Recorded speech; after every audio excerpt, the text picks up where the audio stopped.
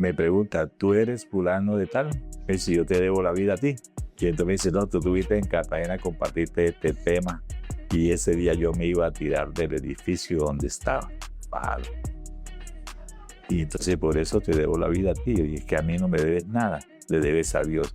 Yo fui la herramienta o el medio que el Señor utilizó, pero yo no tengo nada que ver ahí. ¿Cuál es el momento donde usted dice, puedo salir adelante? Bueno, cuando dejo de mirar mi accidente como un castigo divino. La misión que yo cumplo aquí en la tierra es salvar vidas, porque Dios en mi comunidad nos da el privilegio que solo se lo entrega a sus elegidos, a sus discípulos, que es salvar vidas. Y no hay algo más grande que es cuando usted puede ver una persona que llega a una comunidad o a tu casa de una forma destruido y de pronto tú ves que esa persona se levanta, que se levanta su familia y eso te llena de un gozo que no hay dinero ni poder de prendas ni de nada que pueda superar esa satisfacción que tú sientes cuando sabes que estás haciendo la obra de Dios.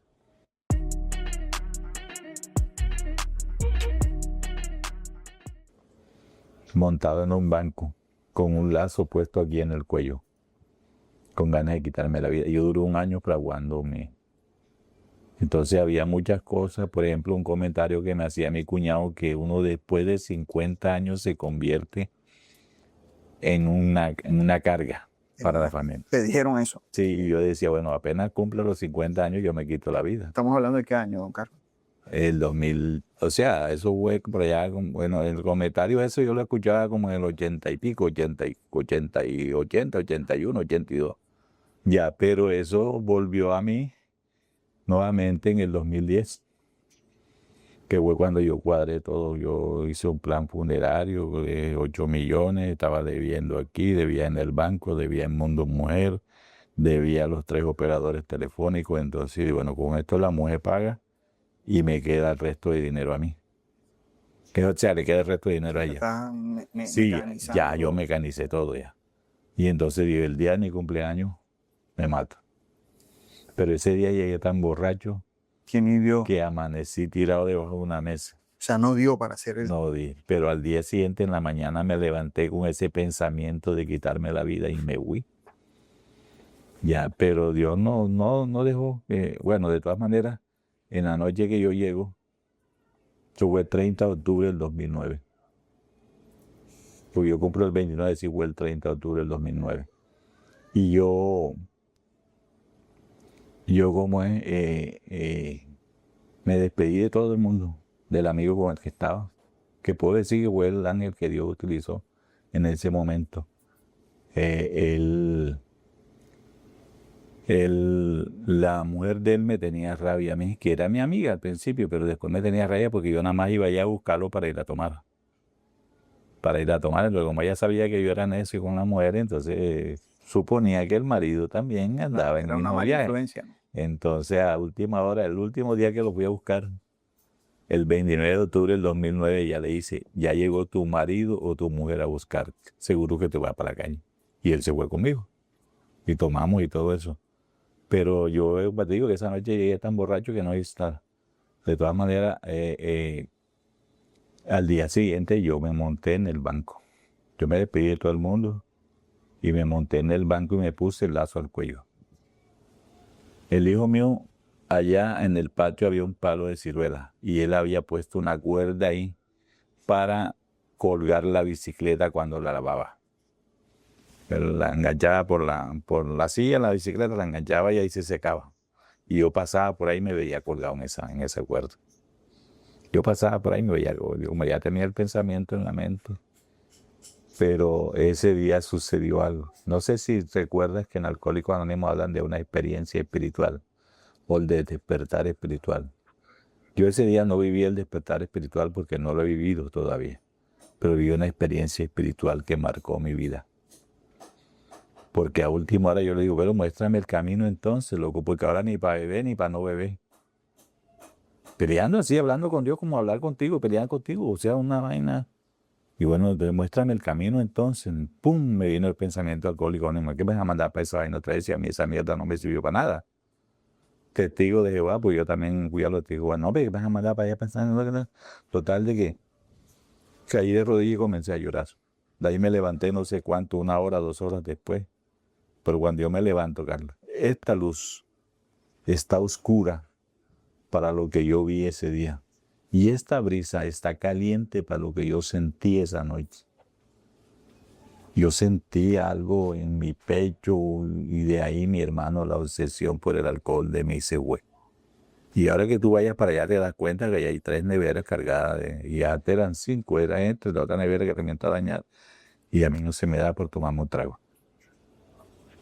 Y ese día yo viví esa experiencia porque yo entregué la llave ese día. Pasó 3. Decía a Dios, yo he manejado mi vida durante 50 años. Toma tú y manéjala de ahora en adelante. Y se la entrega ese día, ¿no? Porque era que yo estaba cargando el mundo entero. Todos los resentimientos de mi familia yo los traía encima, en mis hombros ya. Y ese día yo hice la entrega. Manéjala tú. Simbólicamente, ¿no? Por supuesto, porque no le entregué ninguna llave. Yo dije, maneja tu vida de aquí para adelante. Carlos, y de ese día mi vida cambió. De verdad que, o sea, me liberé. Y dejé de estar maravillando porque entendí eso que tú me estabas comentando ahorita. Dios a cada uno nos da un estilo de vida. Lo importante es que tú te acomodes a ese estilo de vida, que tú lo puedes mejorar o lo puedes empeorar según tu proceso. Ok. Pero si no aceptamos lo que somos, hermano, me acepté así feo como soy, me acepté con mis incapacidades, pero también pude ver las cosas buenas que tengo yo, que son muchas ya, pero como estaba cegado era viendo la parte oscura, como decimos allá, el punto negro en la hoja blanca. Estoy ya maravillando,me llorando y tal, ahí pobrecito yo y tal, ya no le paro bola a esa vaina. Yo, en realidad, yo soy hoy en día, soy una persona con unos pensamientos libres de ataduras. No soy un santo ni tampoco pretendo serlo, pero soy una persona que me he liberado de mi propio encadenamiento, porque no hay peor encadenamiento que el que tú mismo y tus incapacidades te otorgan. Hablemos un poco sobre cómo se da el accidente, don Carlos. Bueno, eso fue el 26 de marzo del 2024. Yo había decidido no ir a trabajar, porque la Semana Santa fue el lunes santo, si no estoy mal. O martes santo, pues el lunes santo fue festivo. Entonces, yo dije, bueno, el martes yo me levanté, preparé mi comida aquí en el lugar donde estamos. Y me fui a trabajar. Yo regularmente salía de aquí a las 6:30, pero ese día salí más temprano de lo acostumbrado. Pero como yo tengo otro negocio, entonces ese día tenía que pagar una factura que me venía, un pedido. Y entonces me llevé el dinero que tenía para cancelar, porque ahora mismo tú no puedes cancelar directamente allá, sino que lo haces a través de una aplicación. Y yo salí de aquí a las 6:18, 6 de la mañana, más o menos. Pero el accidente se da a las 6:18 de la mañana. Yo miro, adelante de mí va una bicicleta. Yo miro, voy en la berma, o sea, en la carretera, en la línea, sí, debajo del carril. Eso se llama berma.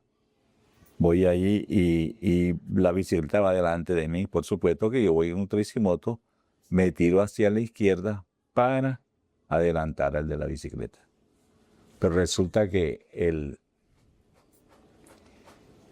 miro por el retrovisor y veo dónde viene el furgón, porque yo lo veo, viene en el segundo carril del medio, pues. y delante o al frente mío, hacia la izquierda, viene un carro particular. Pues este señor, en vez de tirarse hacia la izquierda, donde puede adelantarnos, se tiró hacia la derecha.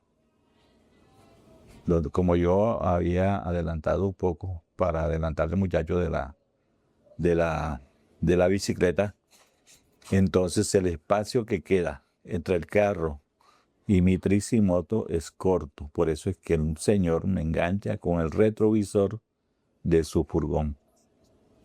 De esa forma es que yo recuerdo que se haya producido el accidente. ¿Cómo era su vida antes del accidente y a qué se dedicaba? Bueno, yo de todas maneras, yo he tenido mi negocio de hace 24 años atrás. Ya ahora mismo van a ser 26. El 5 de mayo cumplo 26 años que inicié ese negocio. Yo trabajé durante mucho tiempo albañilería.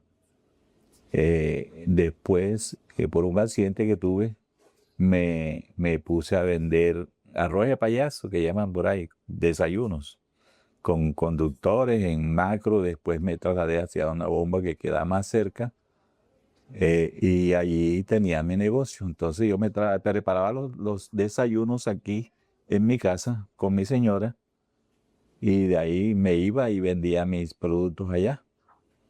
Entonces ese día me iba a llevar mis desayunos para colocarme en el sitio de trabajo.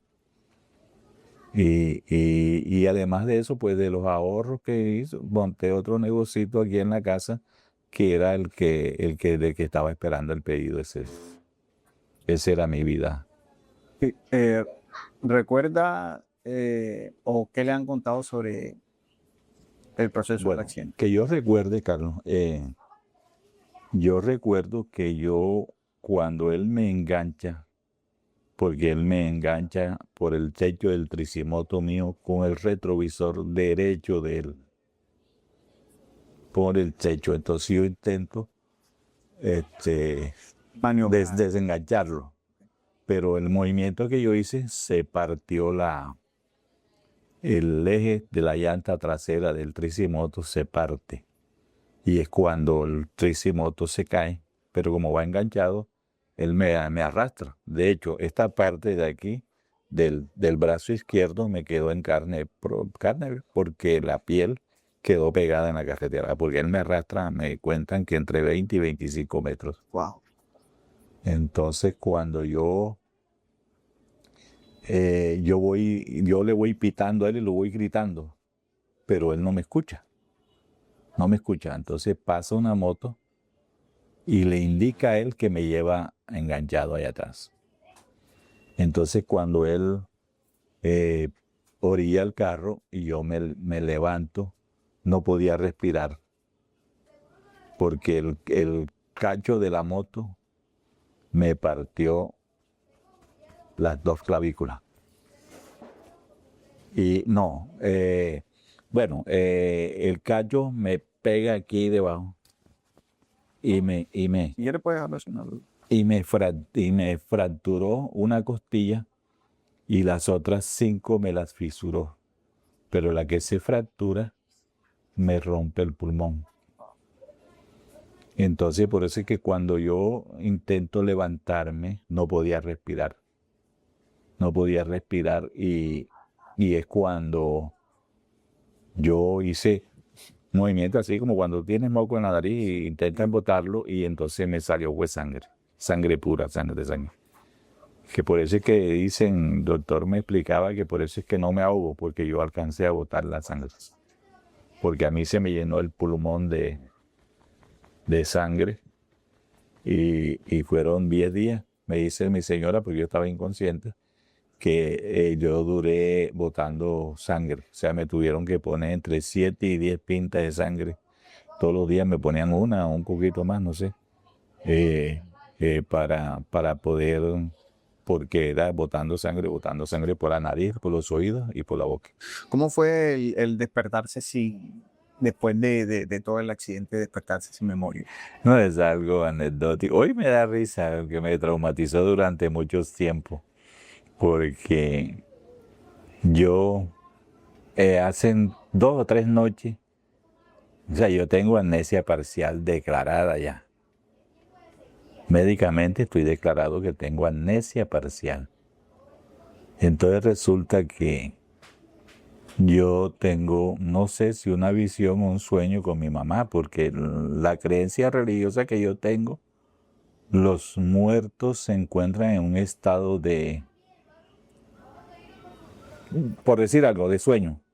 Ellos no son conscientes, están inconscientes, entonces ellos no pueden tener que van a trasladarse a otros planos espirituales u otras, ya, pero mi mamá,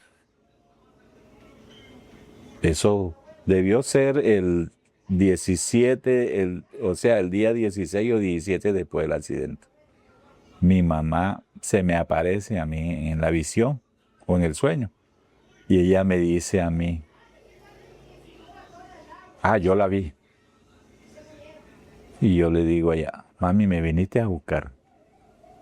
Y ella me dijo, no, porque tu hora en la tierra no está cumplida. Tú tienes una labor muy grande que cumplir en la tierra. Así que levántate de ahí y vuelve, me dijo ella. En la visión, en el sueño, porque no sé, no puedo decir exactamente igual. Ella me tomó del dedo izquierdo y me levantó, que es cuando yo vuelvo. O sea, yo reacciono, porque me dicen que yo abría los ojos y de pronto hablaba con las personas, pero eso yo lo tengo borrado de la mente. Yo no recuerdo nada de eso, Carlos. Los 17 días que yo duré en la clínica Puerto Azul inconsciente, yo no recuerdo nada de eso. Yo nada más recuerdo que yo abro los ojos y me digo que estoy en una camilla de un hospital con un paño. Y yo digo, ¿a dónde estoy yo? Yo comencé a reparar, vi que tenía tubo y vaina por todos lados. Entonces, yo dije, estoy en un hospital. Y miro al lado mío y veo a mi señora ahí. Pero yo no la conocí en el momento. O sea, yo veo una señora ahí. Y yo le pregunto, doña, ¿dónde estoy yo? En un hospital. Me dice, no, está en una clínica. ¿En qué clínica? En la Puerto Azul. ¿Y qué hago aquí? ¿Estoy enfermo? Me dice ella, no, ¿me estás tomando el pelo? No te estoy tomando el pelo. No sé. No, tú tuviste un accidente hace no sé cuántos días, me dijo ella. No recuerdo exactamente. Pero yo dije, bueno, si estoy en un hospital, tuve un accidente. Esta señora es una enfermera. Pero le miro la ropa y tiene una ropa normal.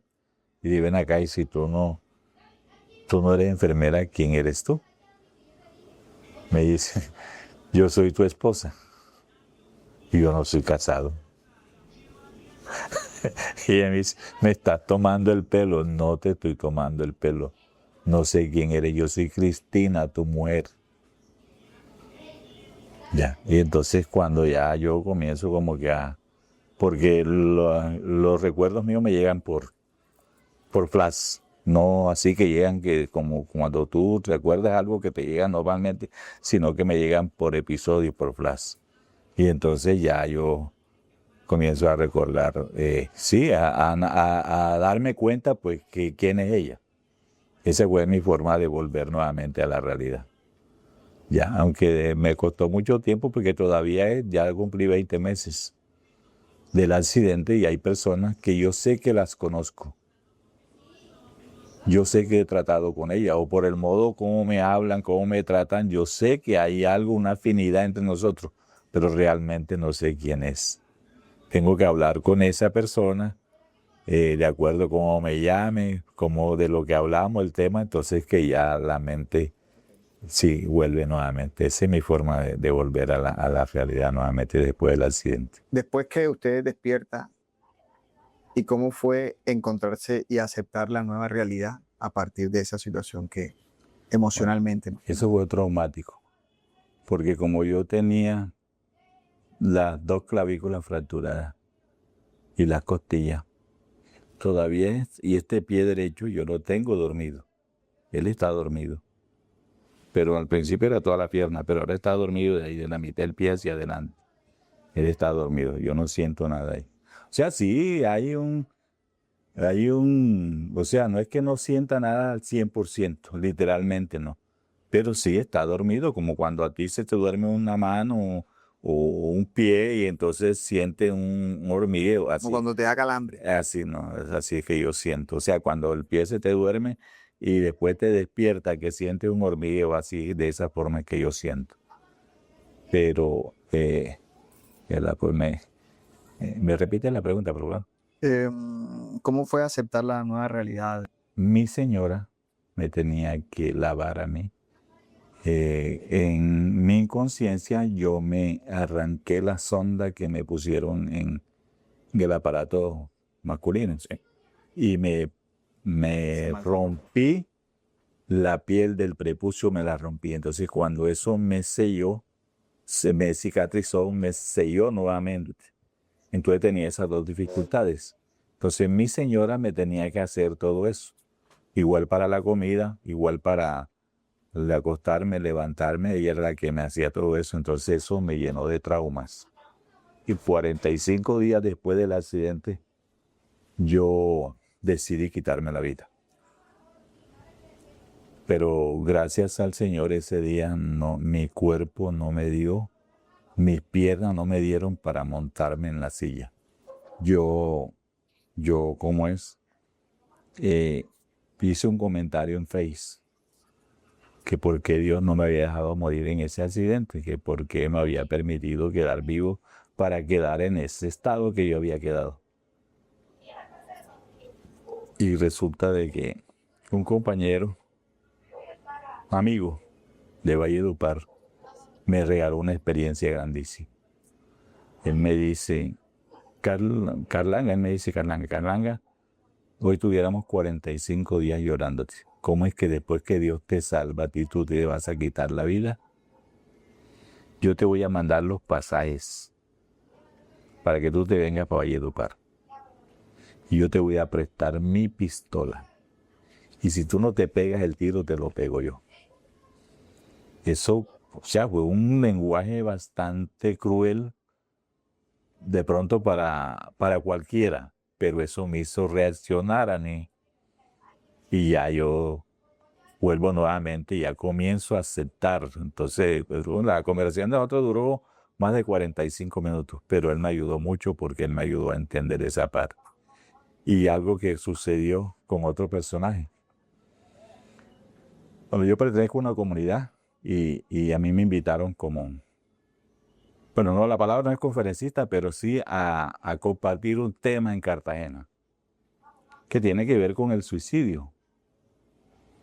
Y ese personaje que me llamó ese día, al ver el comentario, me pregunta, ¿tú eres fulano de tal? Y yo, sí, yo soy fulano de tal. Me dice, yo te debo la vida a ti. Ven acá. Si yo vi de dónde provenía él, del Meta, y ven acá, si yo no te conozco, ¿cómo me va a deber la vida a mí? Y entonces me dice, no, tú estuviste en Cartagena a compartirte este tema, y ese día yo me iba a tirar del edificio donde estaba, bajado. Y entonces por eso te debo la vida a ti, y es que a mí no me debes nada, le debes a Dios. Yo fui la herramienta o el medio que el Señor utilizó, pero yo no tengo nada que ver ahí. Dale las gracias a Dios. Entonces esa fue mi forma de volver a la realidad, a mi realidad, de aceptarme que había sufrido un accidente y que tenía algunas limitaciones y que tengo 5 limitaciones físicas declaradas médicamente. Pero aquí estoy vivo. Y otra de las cosas que me ayudó mucho fue que el médico que me recibió en la Porto Azul, ellos venían aquí a hacerme terapia y eso. Y entonces ese día que él me vio caminando, yo primero andaba con un caminador. Y entonces él me vio que iba para allá. O sea, yo estaba acostado, me dice, no, ahí te buscan de allá de Verónica. Yo me levanté y resulta de que en el momento en que yo voy de aquí para allá, en el pasillo, vio que el señor, muchacho, joven, así como usted, se levanta de la silla y me dice, Dios, tú estás caminando. yo miro hacia atrás para él, porque como yo todavía tenía la mente un poco nublada, yo miro para ver si es otro, yo que es conmigo que está hablando, pero yo no lo conozco. Digo, ajá, ¿y quién carajo eres tú? Fue la expresión, perdonen la mala palabra. ¿Quién carajo eres tú? No, que yo fui el médico que te recibí en la Porto Azul. Y entonces me acordé del diagnóstico que él había dado, que ya me lo habían comentado. Era que si yo quedaba vivo, quedaba como en una silla de ruedas o como un vegetal. Y nada de eso cumplió. Y entonces ese doctor comenzó a llorar ese día y a pedirle perdón a Dios. Y bueno, mi hermano, tal que hablamos y eso. Me dice mi señora que él me hablaba. En mi conciencia él me hablaba. Debe ser cristiano o algo así. Porque él me hablaba mucho de Dios y eso. Y entonces yo que allá en mi inconsciencia, yo no recuerdo nada de eso. Dicen que yo le levantaba el dedo y le hacía así. Pero yo no recuerdo nada de eso. Sino que el día que lo vi aquí, güey, que me impactó lo que él me comentó. Y bueno, mi hermano, esas son las cosas de Dios. Aquí está el viejito vivo y todavía luchando por salir adelante. Podríamos decir que eso fue uno de los momentos más difíciles cuando pasó el intentar quitarse la vida. Sí, porque es que yo, después que ya yo hice todos esos movimientos y cómo es, y vi que no, o sea, no podía, caí de rodillas. Caí de rodillas, que ya es la segunda vez que me sucede algo así. Y ya me encomendé a él. Le dije que recordé muchas situaciones que había vivido anteriormente y es que cómo el Señor a través de mí, sin yo proponérmelo y sin merecerlo, ha salvado más de 5 vidas. Entonces ese día recordé todo eso y pude darme cuenta de la misericordia de Dios. Porque he vivido muchos episodios como en los cuales el Señor ha tenido la misericordia conmigo de a través de mí salvar esa vida, porque sé que no me corresponde eso a mí, sino a Él. O sea que este podría ser como el punto de quiebre donde usted se da cuenta para esto he venido a la vida. Exactamente. Entonces, primero fue por allá en el año 90 y pico, algo así, donde yo voy a trabajar por primera vez en una casa y llegó una muchacha pidiendo limosnas. Pidiendo comida, pues no limosnas, pidiendo comida. Y ninguno de los trabajadores le dio. Entonces ella hizo una expresión, dijo, Dios mío, si me trajiste a Barranquilla para esto, yo me voy a matar y voy a matar a mis hijos. Yo no he vivido todavía ninguna experiencia de suicidio, no la había vivido. Pero me movió tanto que yo la llamé a ella y le dije, ven acá, cuéntame qué te sucede. Entonces la historia, ella me comentó una historia ahí toda tenebrosa de una relación con su esposo y con otra mujer, y entonces que tenían varios días que no comían. Y yo me acuerdo que sin conocer a la señora de la casa, yo fui y le pedí plata a la señora para regalarle a ella. Eso la señora habló con ella, total de que ella la cogió y le regaló plata y la embarcó con sus hijos y la llevó al transporte y la mandó para Montería. Después la muchacha salió agradeciendo por eso, ya. Y después pues, allá en Aguachica también sucedió algo así, sobre una pareja también intervino. Y aquí en Barranquilla un día me llamó un muchacho conocido. Me dijo, Carlos, me acabo de colgar. Y la cabulla se partió, pero estoy en la circunvalar, me le voy a tirar a un carro. Yo dije, espérame ahí que somos dos los que te vamos a tirar al carro. Por supuesto que yo no voy a ver la estrategia o lo que yo encontré para... Y bueno, demoré hablando con él desde las 11:45 de la noche hasta las 4:45 de la mañana. ¿Qué le dije? No sé, pero él está vivo. Y unos meses antes de mi accidente iba pasando por de aquel lado de la circunvalar y él me llama a agradecerme y a presentarme la mamá y la hermana, porque la expresión huesa que él me debía la vida a mí. Yo dije, esto no me debe ninguna vida a mí. Entonces, ha sido, sí, 4 o 5 experiencias de ese tipo que yo he vivido y pude darme cuenta de que por qué, Carlos, sin temor a sonar prepotente o algo así por el estilo, pero por qué habían 16 habían personas de 16 países orando por este personaje que ustedes ven aquí.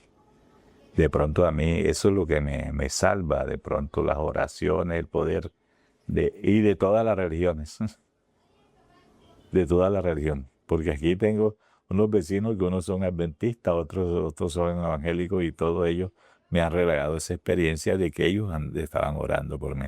Entonces de pronto ese es el milagro, no porque yo lo mereciera, sino por la misericordia de Dios. Este es el momento donde usted cree que puede salir adelante, o cuál es el momento donde usted dice, es hora de que miremos la vida desde otro punto de vista y que puedo salir adelante.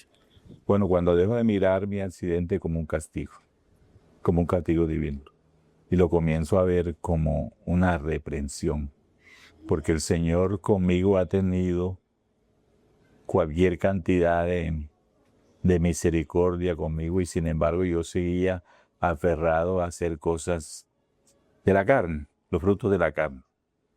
Y hoy en día mi visión ha cambiado.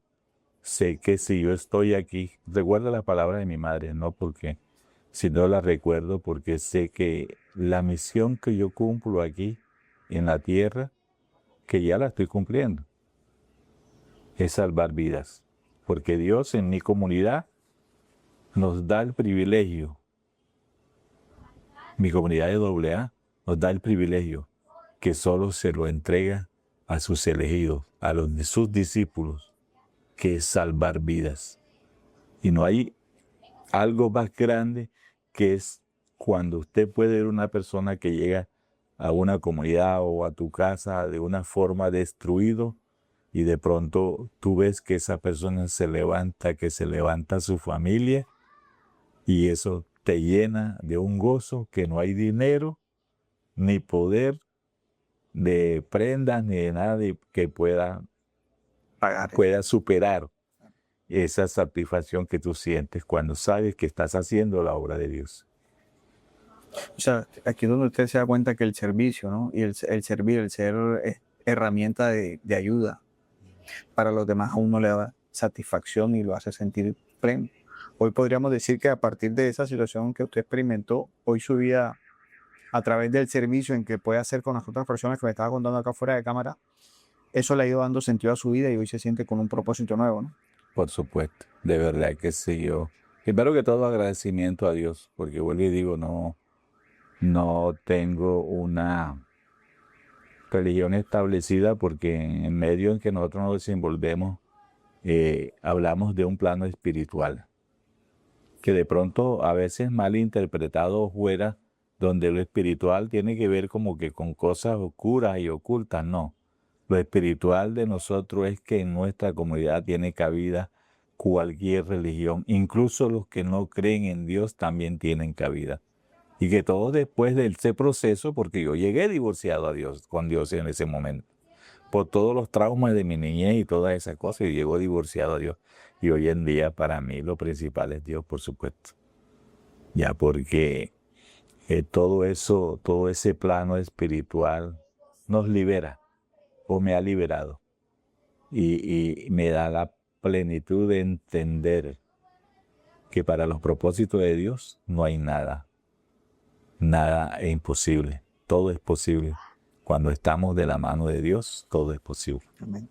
Me dice que está ahora, pues con todo lo que sucedió, comenzó a emprender desde casa, ya no lo hace, ya no tiene que movilizarse para otro sitio, sino que lo hace de aquí de tu casa. Sí, de aquí de mi casa ejerzo mi labor aquí y también me queda más tiempo para mi cuestión de la comunidad a la que pertenezco.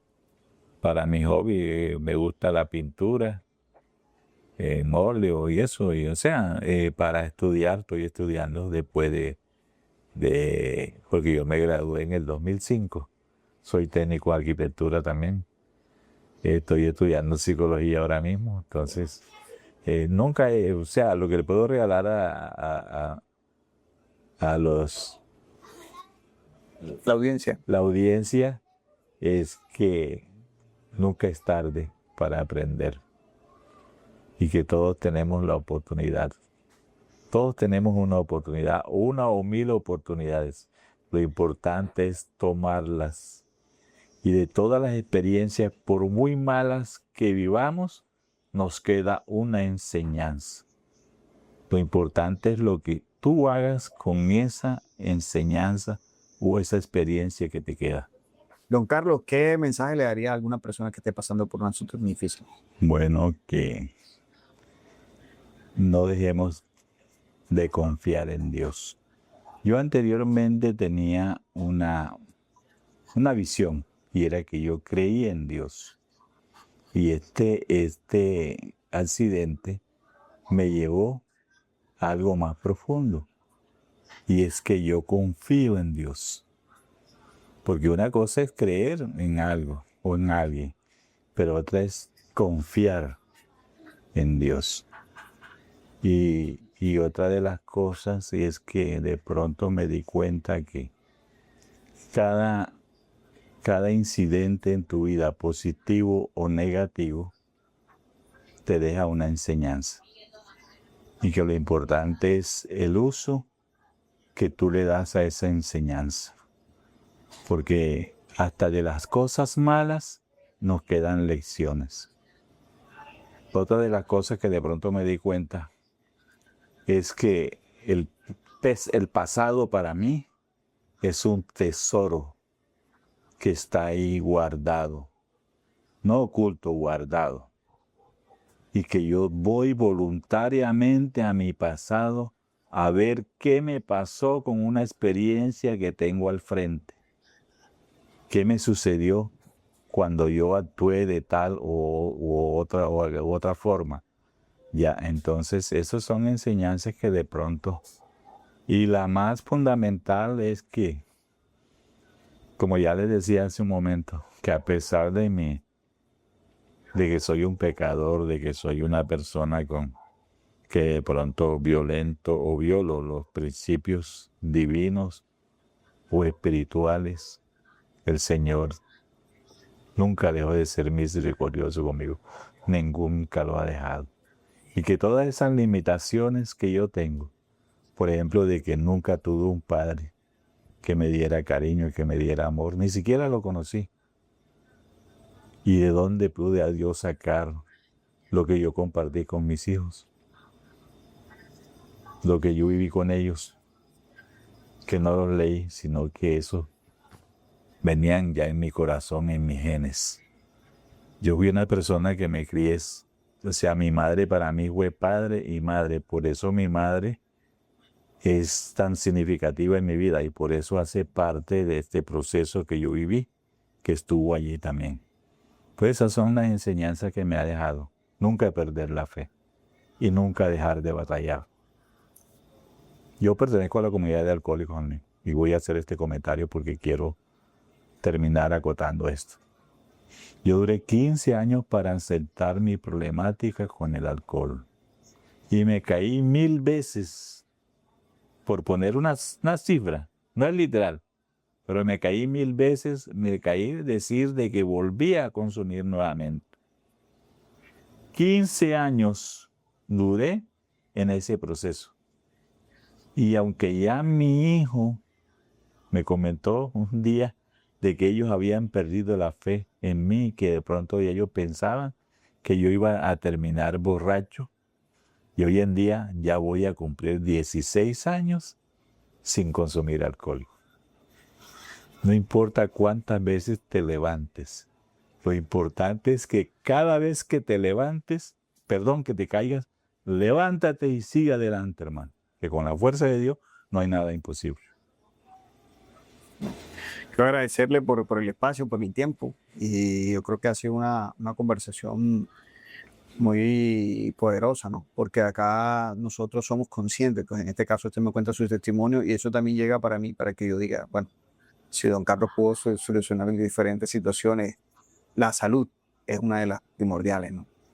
Hay que tener fe y saber que todo lo podemos superar con la ayuda de Dios. Quiero agradecerle también su casa, me abrió las puertas de su casa, su confianza, y para la audiencia pues que está viendo esta entrevista, más que nada es un testimonio de superación, de cómo podemos entender las diferentes situaciones en nuestra vida que se presentan y que a través de don Carlos Silva, el testimonio de él nos sirva pues como ejemplo de superación, porque el experimentar nuestra vida y poder darnos cuenta de que podemos ser instrumento de ayuda para los demás también es una herramienta de superación personal.